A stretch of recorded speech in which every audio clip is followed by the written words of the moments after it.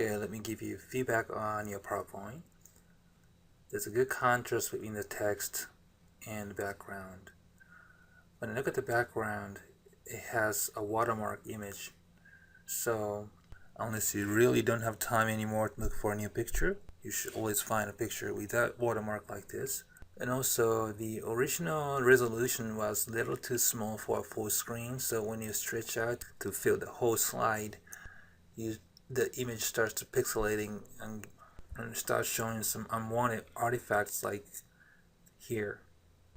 Clear and sharper picture usually give more stronger impact, so try to find a larger picture. And I like the video.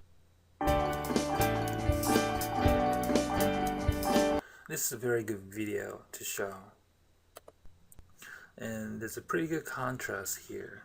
If you want to increase the contrast even more, you can always use a border line around the font or a drop shadow or things like that. Since the Google presentation doesn't let you use a drop shadow or border around the font, you can't do that. You could definitely do that in PowerPoints, but so if you're using Google presentations, then this would be okay because there's enough contrast. It's not too wordy, and the image is in a good size. Again, using just a keyword is a good thing. And get sliding, you could definitely make it larger. You could go as large as to fill the whole screen like this and push it to the back so that you can see the text.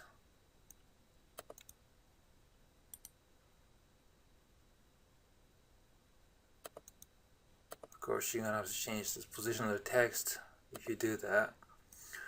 And this is not really about a graphic design or multimedia learning principles anymore, but you could definitely have discussions after here. You could ask students what sorts of activities they do in winter, and they could say things like snow fight and things like that. Then when they say building a snowman, you can show this. When they say sledding, you can show this. And the students are not naming these. You can show the slides, that way that will be more reinforcing. If it's more like application of pre-teaching principles, so have them remember their past experience, then using the slides to reinforce past experience or prior knowledge.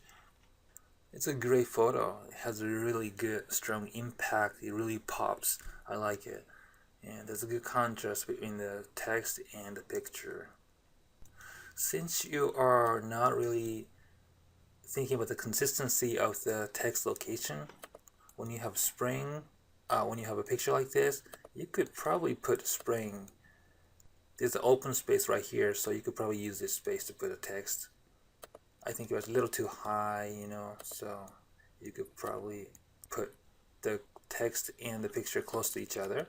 And this is the main subject, flower and the grass. That symbolizes spring, so it's better to get a little closer to those two elements.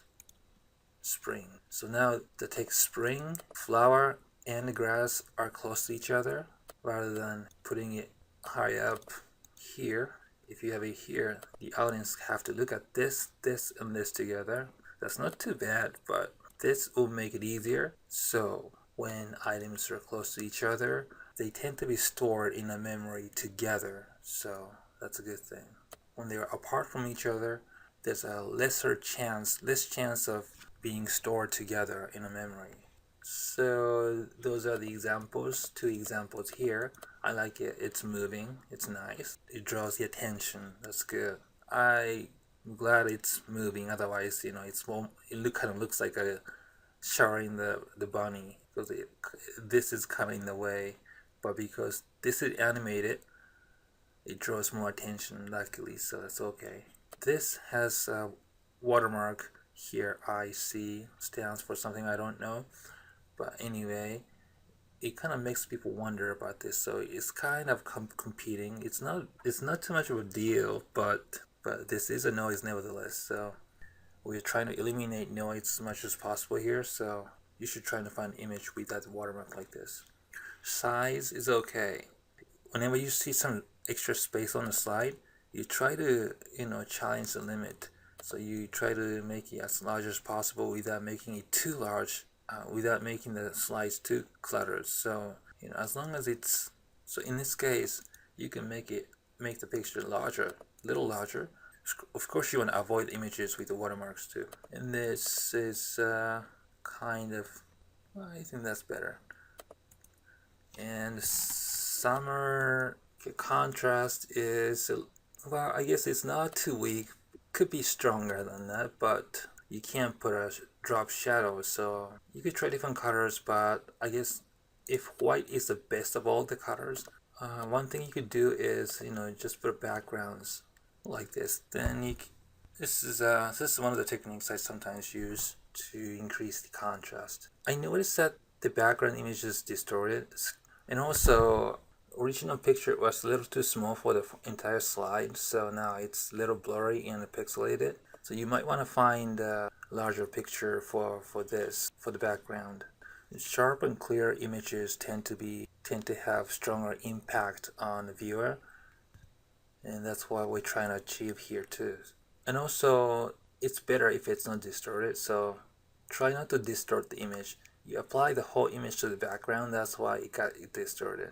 So if you want to constrain the width and height or aspect ratio when you insert the image, simply insert the image into the slide instead of applying it to a background. So you can go to insert an image, and you can do that way rather than going to the background and use the image. Because if you do that, the program will stretch out the height and width out of proportion to fill the whole slide. So you want to avoid doing that unless it is already, this is a 4:3 ratio, so the original image is also 4:3 ratio. Then you could do this, you could insert image as a background from here. And okay, good size, it's a pretty good size. And you could probably challenge a little bit more on this one. The reason why you probably didn't do it was because it gets even more pixelated when you do it and it looks ugly. You might want to find a larger image to begin with so that it won't get pixelated when you make it this big. To keep it small, to avoid pixelation, that's you gain one thing, you lose a lot. So try to be greedy, try to be more aggressive in terms of finding pictures, and try to be greedy, go for the animation and the bigger size at the same time. For the background, looks like the original image you used for the background was much smaller than the full screen size.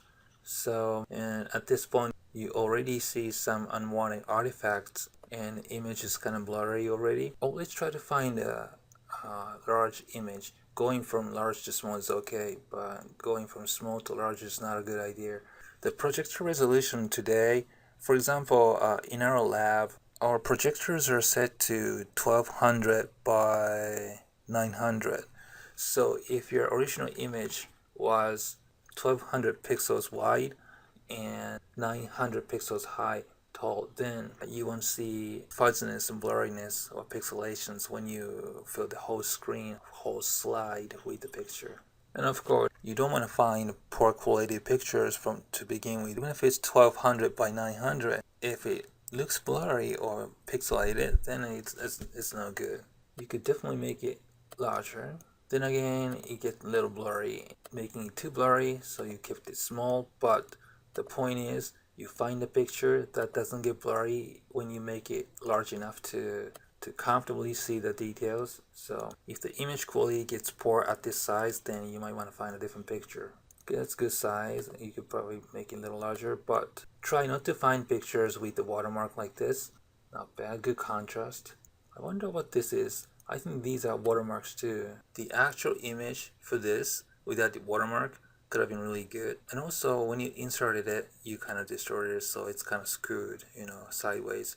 So instead of using the change background option and the image, instead of using this, you might want to use a regular slide and regular insert image option. This way you can control the width and height Being skewed like this is not always a bad thing. Sometimes it makes you stop to think, gives you more time to process and look at it and think about it. So in this case, it could be okay. Just a matter of the picture quality. Again, I see some artifacts of resizing. The original picture must have been much smaller than the full screen resolution, which is in many cases, in our lab, it's 1200 by 900. Going back to the distortion, correct aspect ratio is not an issue. Correct or incorrect, a sun is a sun. Snowflake is a snowflake. And it gives you more time to think about it and process. So it might stick in your memory better. But when the proportion is so important, you can't do that. When incorrect proportion makes it confusing and harder to understand or harder to recognize what it is, then you can't do that either. But in this case, I think it's okay, but just a matter of quality, image quality. So overall, some pictures are too small and got pixelated when they are enlarged. So try to find higher resolution photo pictures. Avoid distortions if it's important, and also watermark. You could probably find pictures without watermark, so go for the one without watermark.